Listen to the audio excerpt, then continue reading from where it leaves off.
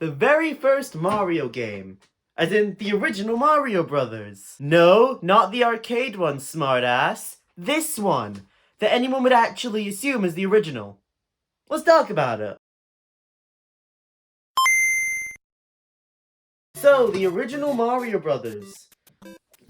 This is alright, it's aged okay. So the original Mario Brothers came out in 1984, I'm pretty sure, and it was decent at the time. It was pretty good. At the time, the video game market had completely crashed thanks to Atari and a bunch of other game developers who made what was essentially 80s equivalent of bloatware, and they flooded all of their consoles with basically bloatware games that everyone hated and that barely worked and barely counted as games. And so Nintendo, they came along and they decided, hey, let's exploit this to an advantage. And they made some actually good games. Games like Mario, Zelda, Duck Hunt. And they made these all for the Nintendo Entertainment System. And the one we're talking about today is Super Mario Bros., which was the first mainline Mario game. It's the one that everyone knows, where he goes and he eats the mushrooms and he stomps on the Goombas and he crushes the Koopa. So, yeah, let's get into it, I guess. So, firstly,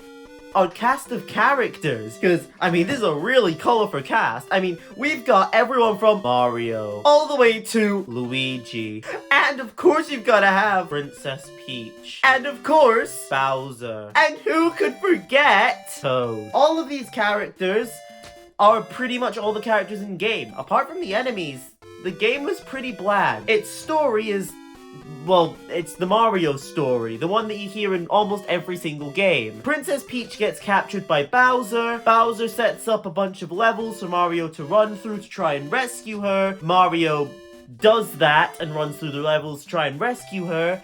And that's the game. That's it. It is the most basic story you could get. But you know what? For a game released in the 80s, yeah, it works pretty well. So let's start with World 1-1. So, when you enter the game, this is the first thing you see. Brick floor, Italian guy, blue sky. Pretty damn simple. You walk forward and you see a Goomba. What do? Your first instinct might be to run into it, and if you do that, you die. Honestly, this single Goomba here has probably caused more deaths than any other game ever. More people have probably died at that exact point than any other game, like, ever to exist.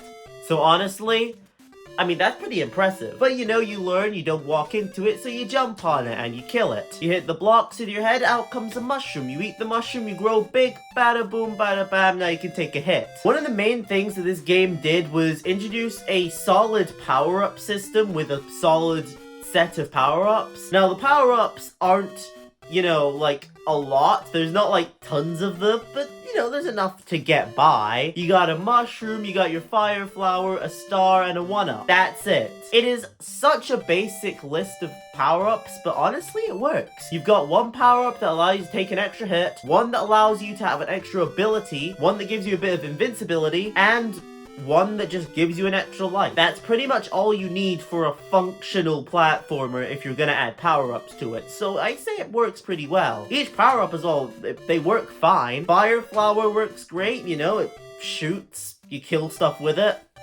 Simple as can be. You can take an extra hit from it as well. Same with the mushroom, which is obviously going to be useful. It allows you to mess up at least once before dying. The 1-up, of course, acts similarly to allowing you to mess up, allowing you to completely die without getting a game over, which in this game is really not good because it sends you all the way back to the start. In terms of the gameplay of the original Super Mario Bros., it was pretty solid. The physics of the game are honestly some of my favorite of any Mario game. It's just fun to run around and jump in these levels, trying to beat them as quickly as possible. Honestly, actually, out of every Mario game, I think the original is probably the one that I have the most fun trying to speedrun through. The physics are just really great for running through consistently without stopping at all, trying to get past every obstacle as quick as you can without taking any damage. It's, out of all the games, the best for that, and I really appreciate it for doing that. In terms of level design, it's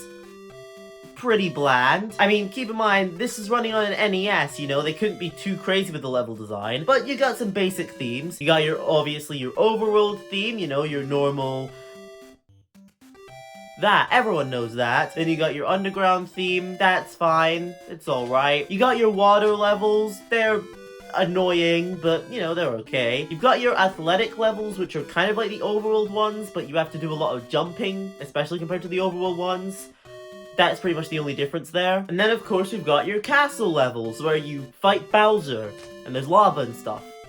Real simple. In terms of enemies, it's also an incredibly simple list. You got your Goomba, of course, you can just stomp on it once and it's dead. You got your Koopa Troopa, you stomp on it once, it goes into its shell, you can fire it at other things and throw fireballs at it to fully kill it. You got your red Koopas versus your green Koopas. The green ones fall off ledges because they're stupid, and the red ones have at least a hint of intelligence and are able to turn around when they reach a ledge. You got your Buzzy Beetles, you've got your Spinies, Lakitu, of course. Piranha Plants, they come out of pipes. Sometimes they shoot fireballs at you, sometimes they just go up and down, and that's about it. Cheep Cheeps, basically the Goombas of the sea. Easy little fish enemy that you just go around or shoot a fireball at. Bloopers, the bane of my existence. And finally, lava bubbles, which barely even count as something being alive, especially in this game. The level design in terms of the gameplay is usually pretty fun. It's a platformer, so you gotta avoid your obstacles, get across gaps and stuff, and I'd say it does that pretty well. It's fun enough to play. The gameplay for the original Mario Brothers works especially well considering that it's on